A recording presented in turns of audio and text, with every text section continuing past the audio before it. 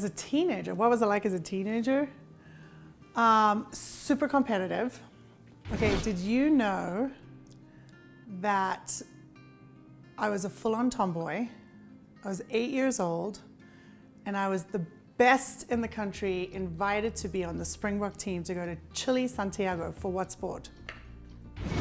BMX racing. No way. No, seriously. I was the national BMX champion when I was 8 years old, and I had an older brother. I forgot to tell her in the story this morning.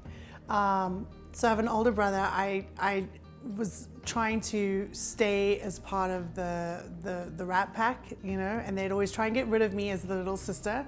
So I had to pedal harder and faster to keep up with them. And he used to race BMX track, and so I said, I want to race BMX track too. So I started when I was 5.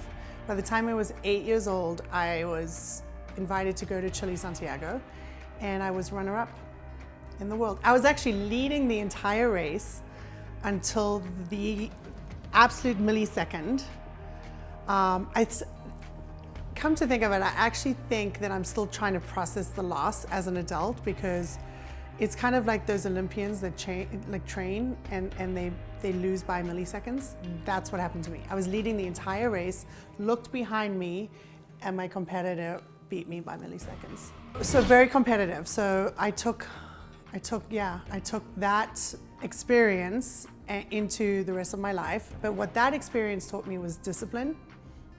Because to get to world-class level in any sport, in any discipline, takes training, right? Takes hard work, and I had been doing that with BMX since I was 5. So as a teenager, I had moved on in my sports, but still very competitive. I ended up going over to Hobie Cat sailing.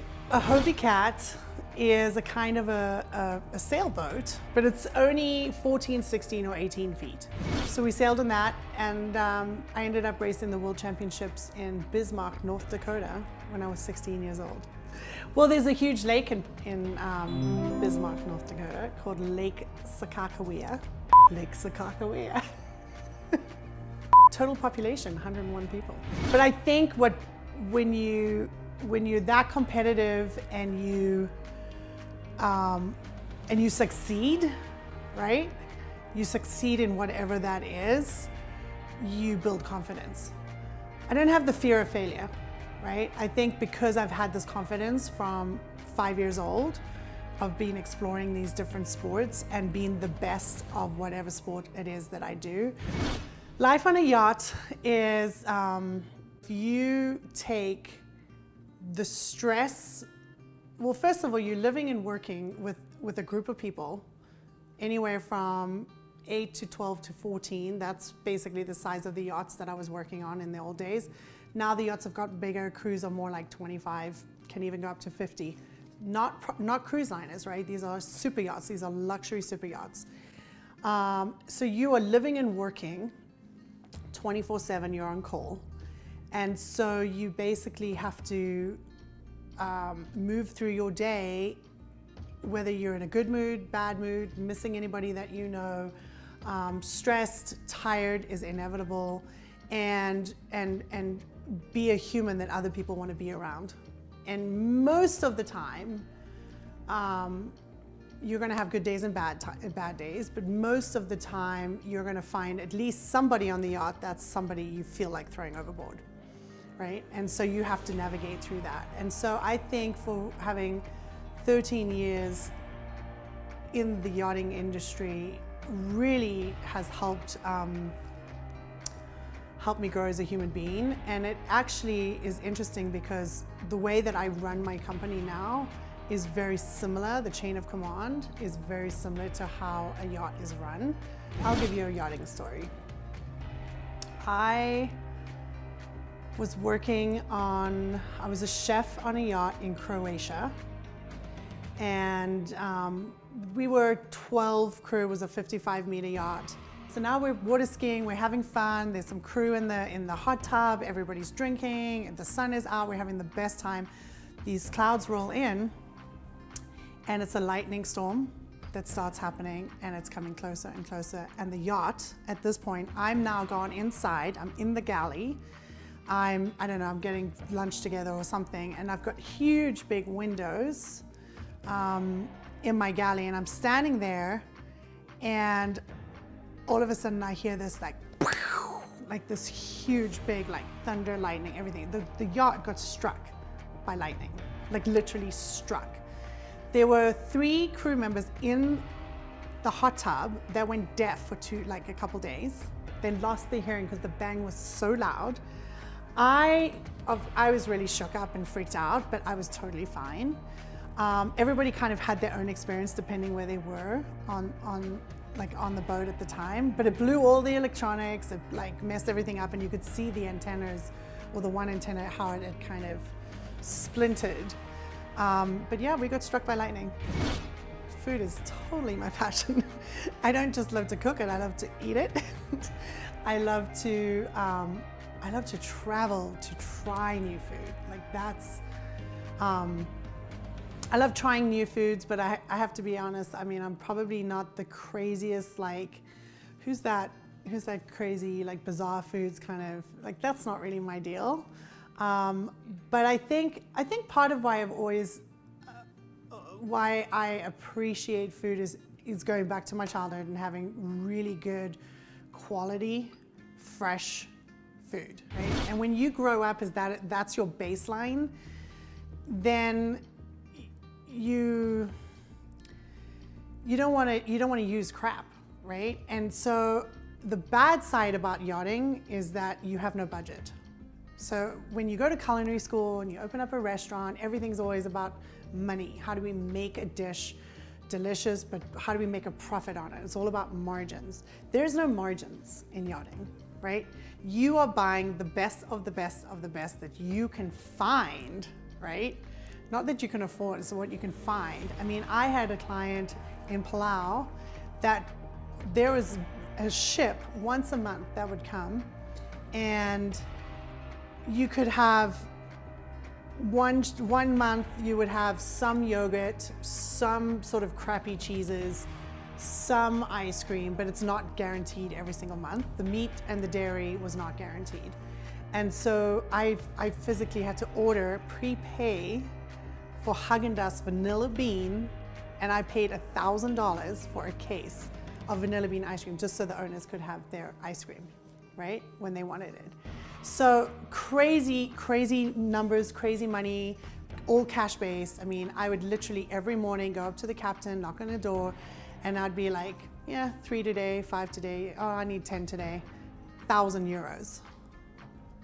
So I would get a wad of cash. And the problem with that is, as such a young human being that's working with that amount of money, it becomes monopoly money, right? And it's your job is to find the best quality, right? So if I'm going into Saint-Tropez in the south of France, and they requested lobster, well, I'm probably paying, $200 a lobster because it's Saint-Tropez and you can. So you get spoiled with the quality of the food. And so later on in my career, when I was now actually, forming a brand and coming up with Jaffles, there's no way I could go back and all of a sudden start cooking with cheap food and putting crappy food into my pocket sandwiches. There's no way. I mean, it's totally going against my core values as a chef, right? And so it's kind of slowed us down because we're trying to figure out how do we come up with something that is convenient and healthy and be able to make money at it, because what I want to put inside is such premium ingredients that the margins are just getting smaller and smaller and smaller, and I'm not willing to compromise. 6 flavors that we have today it's definitely been a process. We actually, in the original days, we had a little pop-up cafe, and we started out with like 25 different flavors.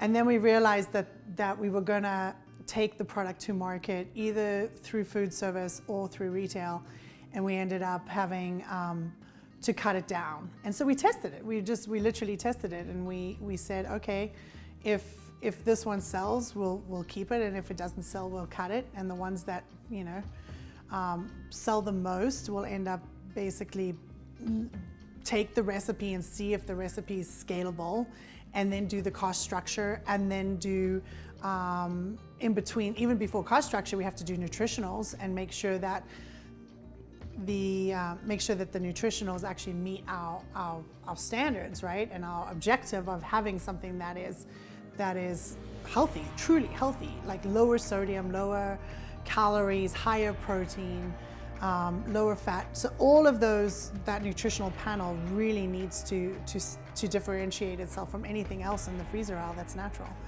And so it was definitely a process.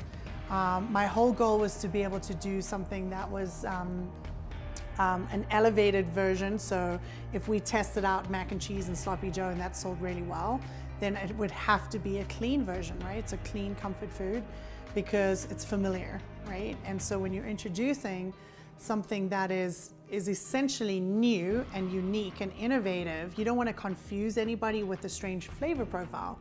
So the thought was that we would come up with 6 flavors that we felt like would hit the ethnic flavors that were familiar, like the Mexican cuisine or Italian, and trending, taking trends into account as well, like Indian cuisine is trending massively with all the plant-based foods, and that fit into my wheelhouse because I was growing up with curries my whole life.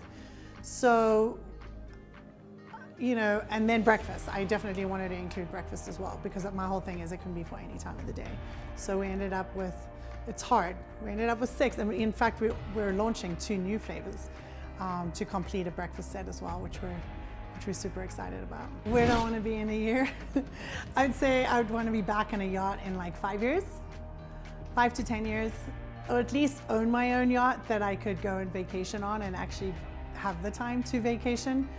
But I'm still young and I still have a lot of energy and a lot of drive I think I'm still trying to prove it to myself, not to other people, but to myself that I can take this all the way, and we're doing it, right? We're growing our distribution every day. But if I say short term, 1 year from now, I would like to probably more than double our store count, so probably triple it, and have a good balance of being in the freezer aisle, not just in conventional stores, but natural as well, so we can reach a much larger audience. Because I don't want everybody to think that this is this, elitist, rich people's food. That's absolutely not the objective here. My whole mission right now is to have something that's affordable, it's accessible, and it's approachable, right? And so if I can prove out Jaffles in a regular grocery store like Smith's or Ralph's in California, or Fry's or Albertsons or Barnes Pavilions,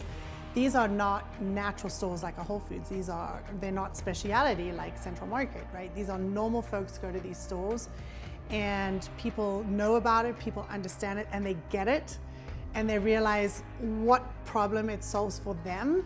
Then I've done my job, right? And have that then become part of their habitual shopping patterns, then I think I've kind of reached my goal of my intention of what I wanted to accomplish.